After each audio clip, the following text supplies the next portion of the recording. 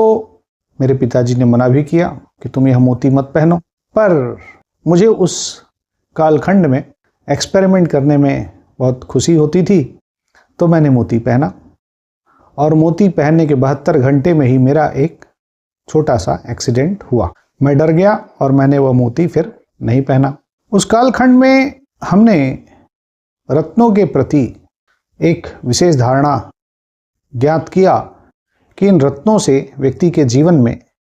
विशेष प्रभाव पड़ता है, और हम ऐसा ही धारणा के साथ अपना ज्योतिष विषय में अध्ययन कर रहे थे। परंतु जब मैं ग्रेजुएशन के समय में मनोविज्ञान की कक्षा में पर्सनालिटी नाम का विषय अध्ययन कर रहा था, तो उसमें हमारे गुरुजी ने, जो हमें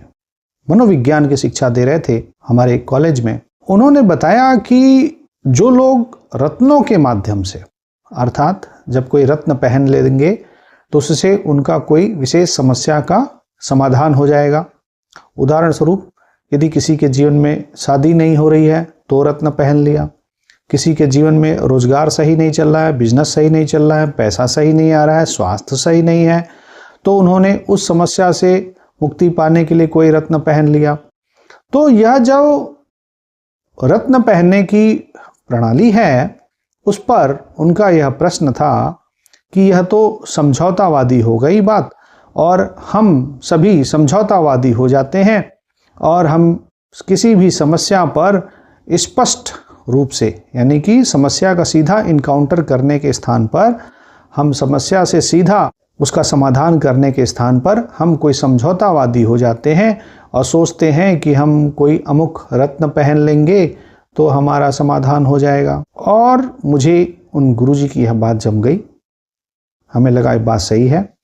यदि कोई समस्या है तो उस समस्या का समाधान तो उस समस्या से सीधे निपटने में होगा, और यह कहना कि हम कोई रत्न पहन लेंगे, जड़ी बूटी पहन लेंगे तो उससे हमारे जीवन में हमारी समस्या का समाधान हो जाएगा, यह बात मुझे तर्क संगत नहीं दिखी, और मैंने उसके बाद रत्न को पहनना बंद कर दिया। और हमने एक प्रकार से रत्नों में जो जड़ की बुद्धि है उसको ही पहचाना। और मैं यह भी कहना चाहता हूं कि मनोविज्ञान की कक्षा पढ़ते हुए, मनोविज्ञान की पुस्तकों को पढ़ते हुए मेरा ज्योतिष विषय से कहीं पर भी विश्वास नहीं हिला। ज्योतिष विषय पर संपूर्ण विश्वास बना रहा, परंतु ज्योतिष विषय के माध्यम से जो उपचार उन दिनों ज्योतिषियों द्वारा